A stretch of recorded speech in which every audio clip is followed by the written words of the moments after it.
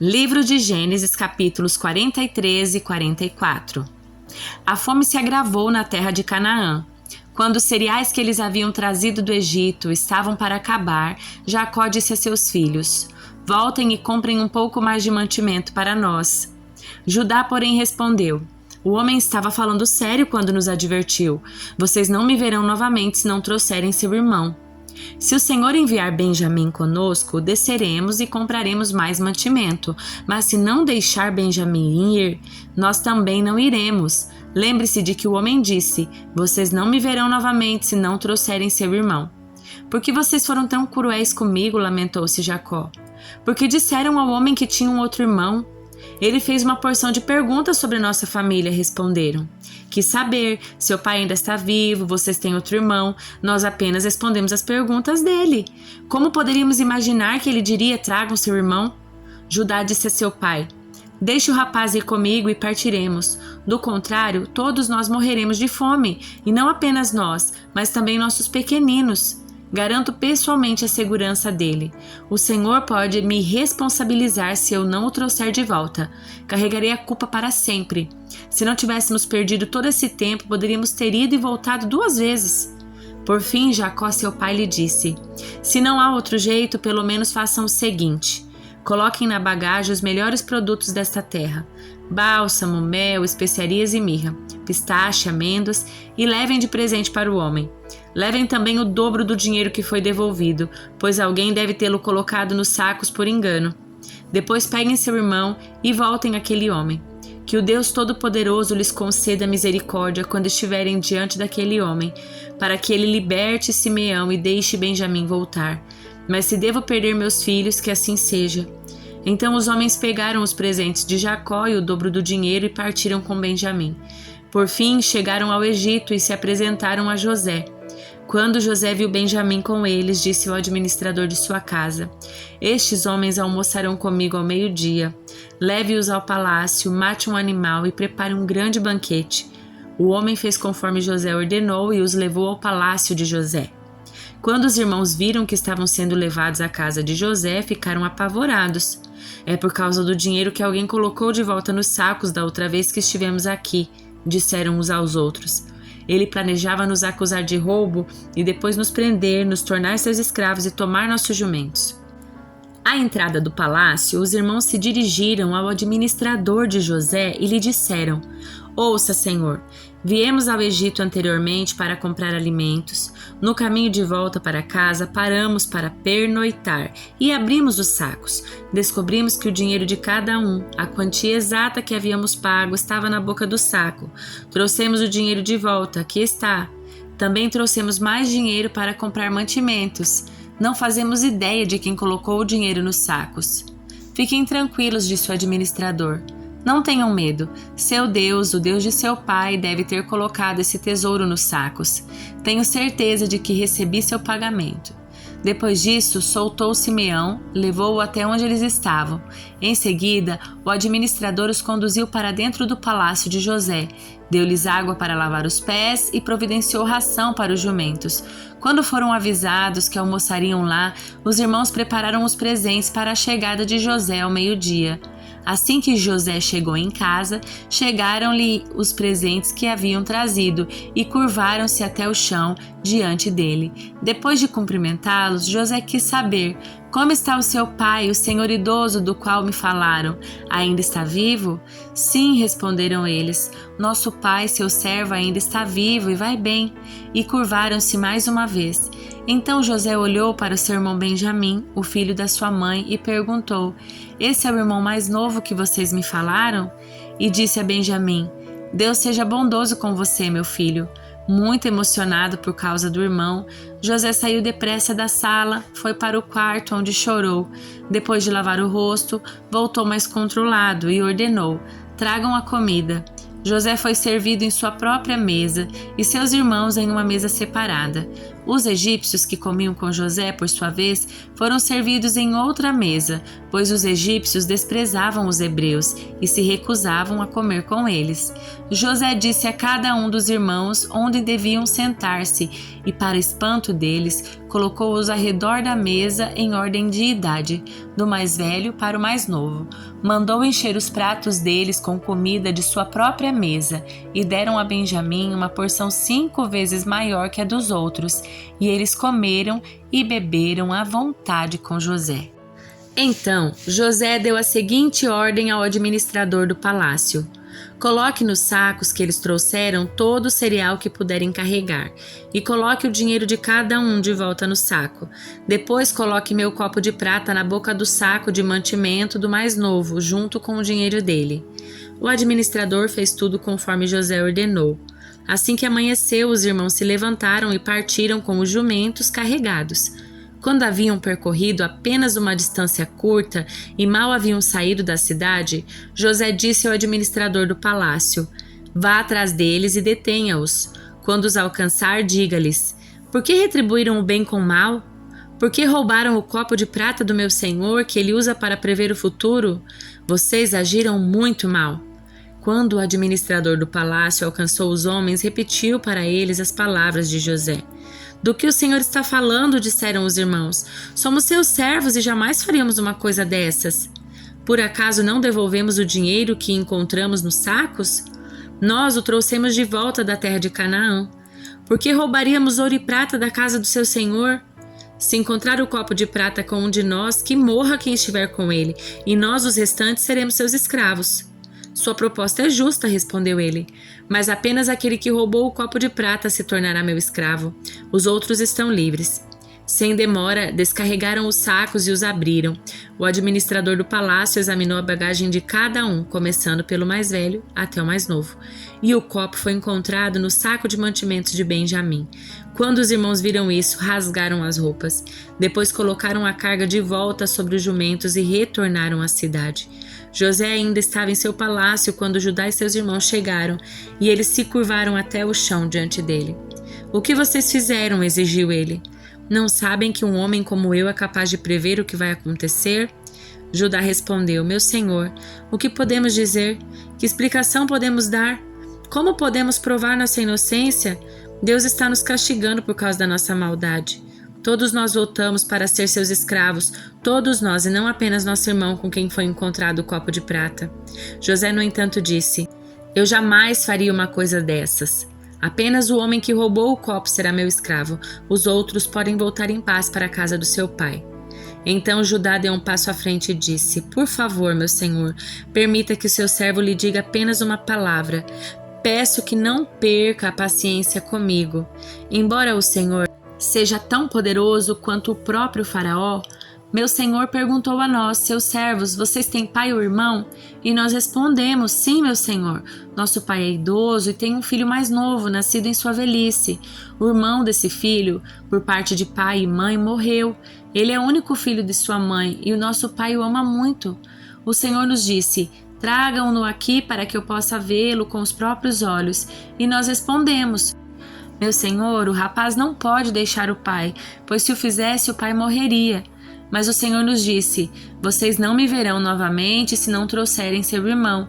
Assim voltamos para seu servo, nosso pai, contamos a ele o que o Senhor tinha dito.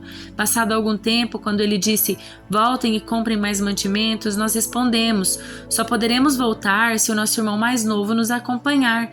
Não temos como ver o homem outra vez, a menos que o nosso irmão mais novo esteja conosco. Então meu pai nos disse: como vocês sabem, minha mulher teve 2 filhos e um deles foi embora e nunca mais voltou. Sem dúvida foi despedaçado por algum animal selvagem e eu nunca mais o vi. Se agora vocês levarem de mim o irmão dele e lhe acontecer algum mal, vocês me mandarão velho e infeliz para a sepultura. E agora, meu senhor, não posso voltar para a casa do meu pai sem o rapaz. A vida do nosso pai está ligada à vida do rapaz. Quando ele vir que o rapaz não está conosco, morrerá. Nós, seus servos, seremos de fato responsáveis por mandar para a sepultura seu servo, nosso pai, em profunda tristeza. Meu senhor, garanti a meu pai que levaria o rapaz de volta. Disse-lhe: se não o trouxer de volta, carregarei a culpa para sempre. Por isso peço ao Senhor que me permita ficar aqui como escravo no lugar do rapaz e que o deixe voltar com os irmãos dele, pois como poderei voltar a meu pai sem o rapaz? Não suportaria ver a angústia que isso lhe causaria. Livro de Provérbios, capítulo 11. O uso de balanças desonestas é detestável para o Senhor, mas ele se alegra com pesos exatos. O orgulho leva à desgraça, mas com a humildade vem a sabedoria. A honestidade guia os justos, a desonestidade destrói os desleais. As riquezas de nada ajudarão no dia do juízo, mas uma vida justa livra da morte. A integridade dirige os passos do justo, mas o peso do pecado cai sobre os perversos. A justiça dos justos os livra, a ambição dos desleais os apanha numa armadilha. Quando o perverso morre, sua esperança morre com ele, pois confiou na própria força. O justo é salvo da angústia, mas o perverso a recebe em lugar dele. O hipócrita, com suas palavras, destrói seus amigos, mas o conhecimento livra os justos. A cidade inteira comemora o sucesso dos justos.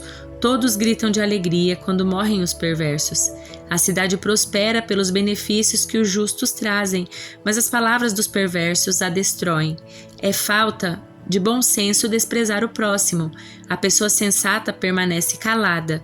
O fofoqueiro espalha segredos, mas a pessoa confiável sabe guardar confidências.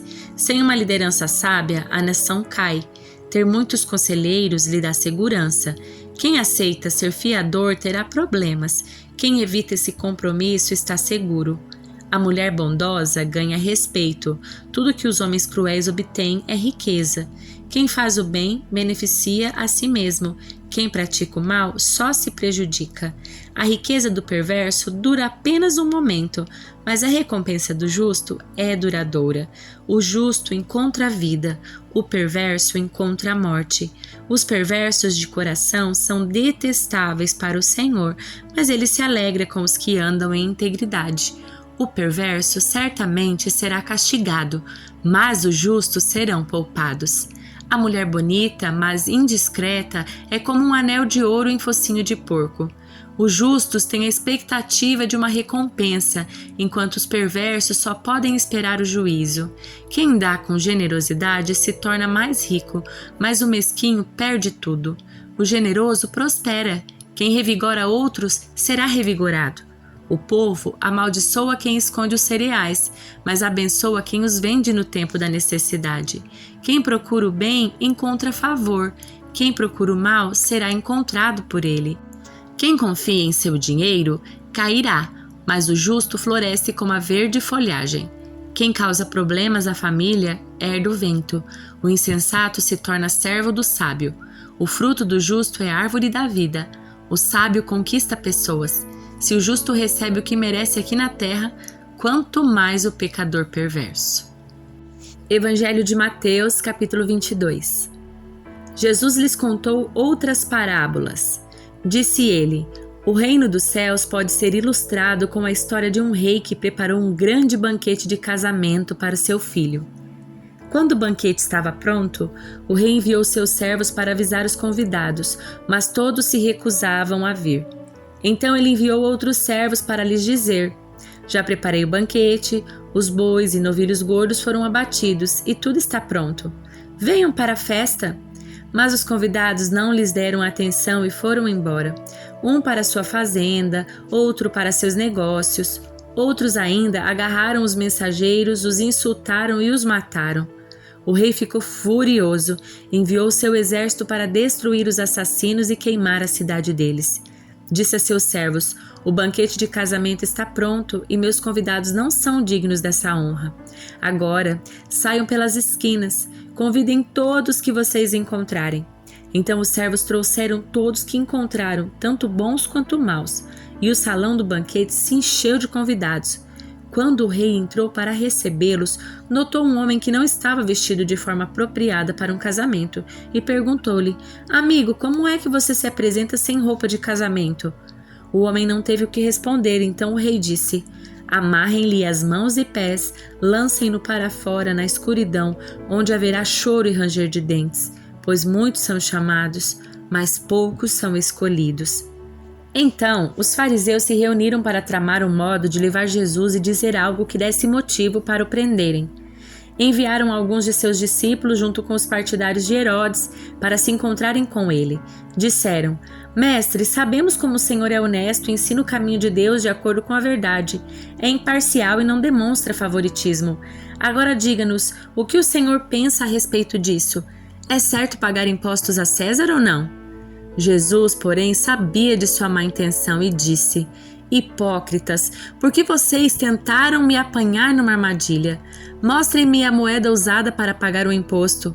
Quando lhe deram uma moeda de prata, ele disse: De quem são a imagem e o título nela gravados?